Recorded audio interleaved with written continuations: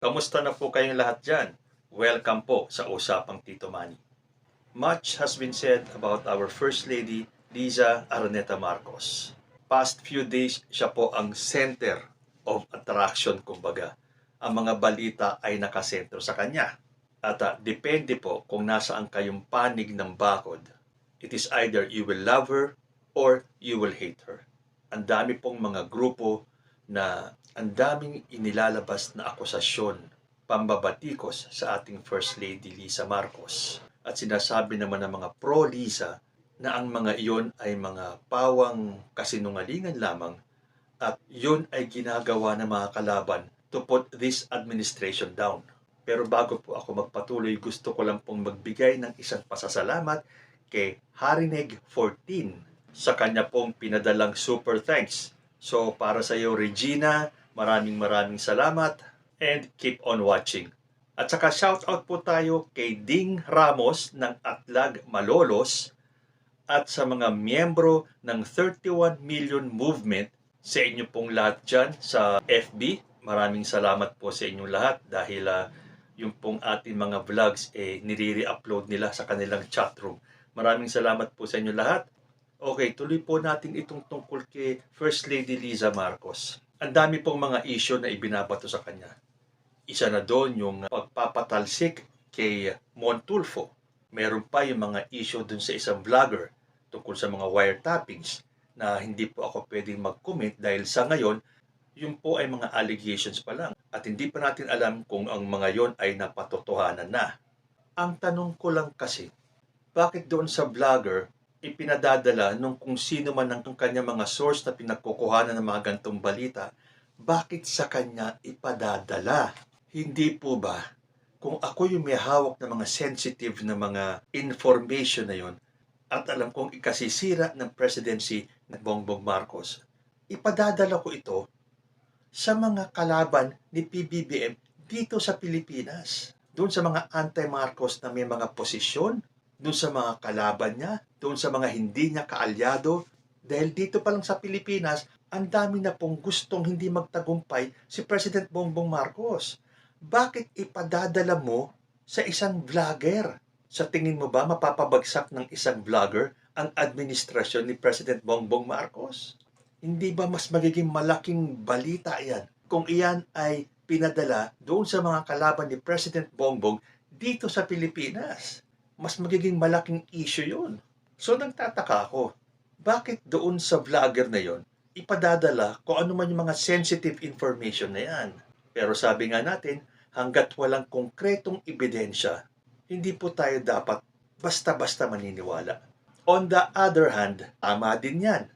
Maganda rin yan yung may mga antis na ganyan. Pero sana siguraduhin nyo lang na kung maglalabas kayo ng mga paninira, ay meron talagang konkretong katibayan. Pero sa ngayon, welcome po natin yan. Para yung mga ganyang balita, hindi rin natin dapat isang tabi. Para malaman natin kung sino ang totoo. Totoo ba yung mga aligasyon na yan tungkol sa ating First Lady Liza Marcos o yan ay paninirang puri lamang kasama sa kanilang grand scheme to put down this government?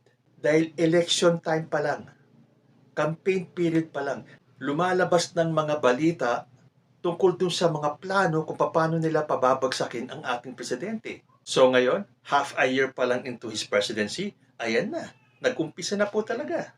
Ang tanong dyan, magtatagumpay naman kaya sila sa kanilang planong pabagsakin ang administrasyon ni President Bongbong Marcos? So porke hindi nila matinag-tinag at matibag-tibag si President Bongbong Marcos, ito naman pong kanyang may bahay, si First Lady Liza Marcos, ang kanilang pupuntiryahin. Ganyan din po ang style nila ng panahon ni Apo Lakay. Hindi po ba sinasabi nila na si First Lady Imelda Marcos daw ang dahilan kung bakit bumagsak ang administrasyon ni Apo Lakay? So again, inuulit na lang nila yung mga ginawa nila noong panahon ni Apo Lakay. Sinusubukan nila kung yan ay uubra pa sa mga panahong ito, which I doubt kung magtatagumpayan.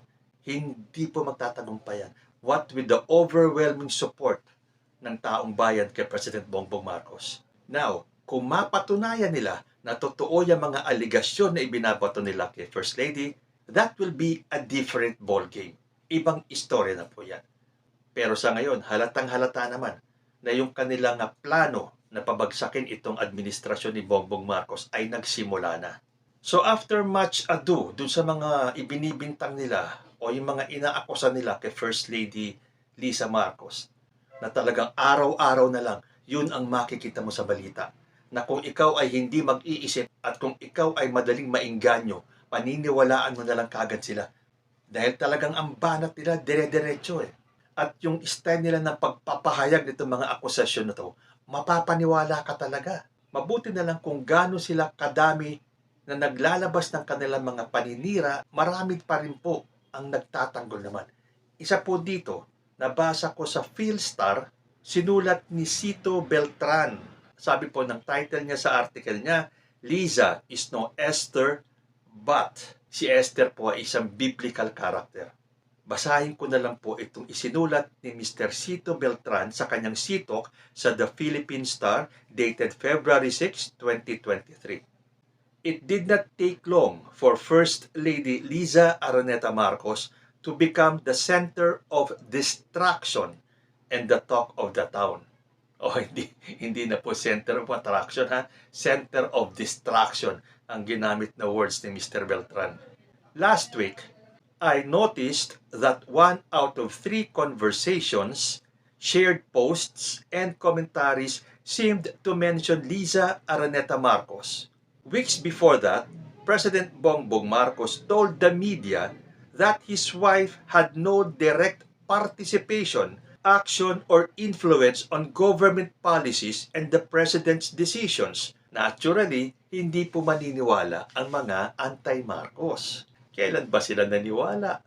All this certainly confirms that whatever Liza Araneta Marcos has been doing or not doing, the First Lady is a force to reckon with. Last Saturday, I spoke with several personalities during a birthday party and was surprised to learn that a number of people have taken notice of efforts to blackball and demolish Liza Araneta Marcos. Totoo po yan. Past few days, di ba? Puro na lang si First Lady Liza ang laman ng SOCMED at ng mga balita. A senator's chief of staff gave me a heads up, telling me to watch and see how bloggers will soon go from friend to foe of Liza Araneta Marcos. He said that it was all transactional. The very same group he claims were supporters of Digong, Sara, and later BBM Vic Rodriguez. Then they turned on Vic Rodriguez and migrated to Liza Araneta Marcos. So nakikita natin yung pattern. Once there is no more work and income, the hungry will bite the hand that feeds them. Interestingly, the last 2 weeks has been testimony to the attacks online aimed at Liza Araneta Marcos' skin, but designed to do the most damage to the First Lady. Hindi nga ba pati mga kamag-anak ni Liza Marcos, partikular na yung kanyang kapatid, ay idinadawit sa mga anomalya. Pero natural, ang mas tatamaan dito ay si First Lady and eventually President Bongbong Marcos. This is definitely not a war between bloggers and the First Lady, but one fueled and funded by persons with vested interests and cannot get past the Great Wall of Liza. Yan po ay dun sa mga taong merong sariling interes na gagamitin ang mga vloggers na to. Those who cannot get government appointments and contract blame Liza Araneta Marcos. Those who give legally infirm ideas get blocked and blame Araneta. Worst of all are the politically ambitious trying to plant themselves and their people around PBBM as the ultimate cordon sanitaire. So, totoo naman yan eh. Pag-aralan niyo yung mga galawan nila. Kapag hindi nila nakuha yung gusto nila, o pag may hindi silang pwesto sa gobyerno at hindi sila pinagbigyan, ay ito na, ataking katakot-takot na ang gagawin nila. Or kung may mga tao silang gustong ipasok sa gobyerno na hindi naman tinanggap, another round of pag-atake kay President Bongbong at kay First Lady Liza Marcos. Liza Araneta Marcos comes from a family with lineage as well professionals. She herself is a seasoned lawyer and has worked abroad, and after years of being married to Bongbong Marcos and the Marcos family, she is not a newbie in Philippine politics. All that exposure here and abroad gives her the experience, street smarts, and bite-back attitude. When you live abroad, especially in the US, where Asians are treated as second-class non-residents and discriminated upon based on skin color or the slit of your eyes, you learn not to take crap from anyone. If anything, President Bongbong Marcos should have Liza Araneta Marcos by his side at all times. Barack Obama's star shone brighter with Michelle by his side. The First Lady should also be his personal lawyer and legal advisor and chief security officer. No one except his mother will defend a man better than a loving wife. A wise man who listens to his wife will benefit from the unfiltered advice and opinion of his wife. It is commonly shared that it was Liza Araneta Marcos who straightened out Bongbong Marcos and ultimately transformed him from potential to president. How much of that is true? I don't know, but it is reassuring to many to know that he has the humility and teachable heart to acknowledge the good influence of Liza Araneta Marcos. Rather than bash her, pray for her. Tama po yung sinabi ni Mr. Beltran. Nung araw po kasi, yang si President Bongbong Marcos, wala namang pong planong pumasok sa politika. At yan po ay napanood natin sa Made in Malacanang. Doon po sa confrontation nila ni President Bongbong at ni Apo Lakay. Pero common knowledge po yon na si First Lady Liza Marcos ang nagpabago ng pananaw ng ating presidente. So tama po, sa huling sinabi ni Mr. Beltran, rather than bash her, pray for her. Pagdasal po natin si First Lady sa kayong ating presidenteng si Bongbong Marcos. Hindi po matitigil basta-basta yung mga paninira nila. Marami pa po yan. Dahil yan po ay kasama sa kanilang grand scheme para mapaalis si President Bongbong Marcos sa kanyang pwesto long before the election. Plano na po nila yan. Naririnig na po natin yan na sila ay pumayag maging running mate ni President Bongbong si VP Sara. Pero pag sila na daw ay nakaupo, hahanap sila at gagawa sila ng plano o kung anuman ang kanilang binabalak para maalis sa pwesto si President Bongbong. Meron pa nga pinag-uusapan na impeachment noon eh.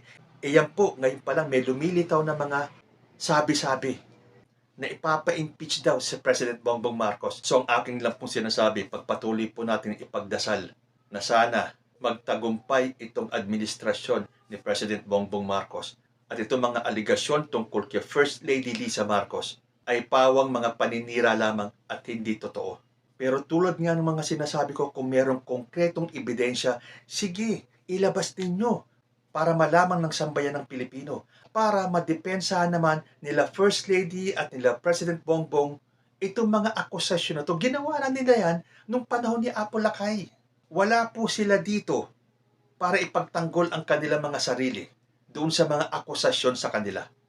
Ngayon, hindi na po uubra yun. Ilabas nyo na lahat ng inyong mga konkretong mga ebidensya. Sige, ilabas ninyo at ipaalam ninyo sa buong Pilipinas.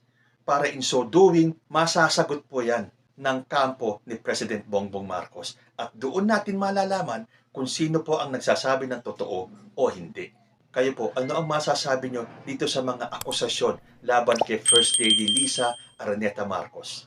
Comment lang po down below and I will see you next time. Peace.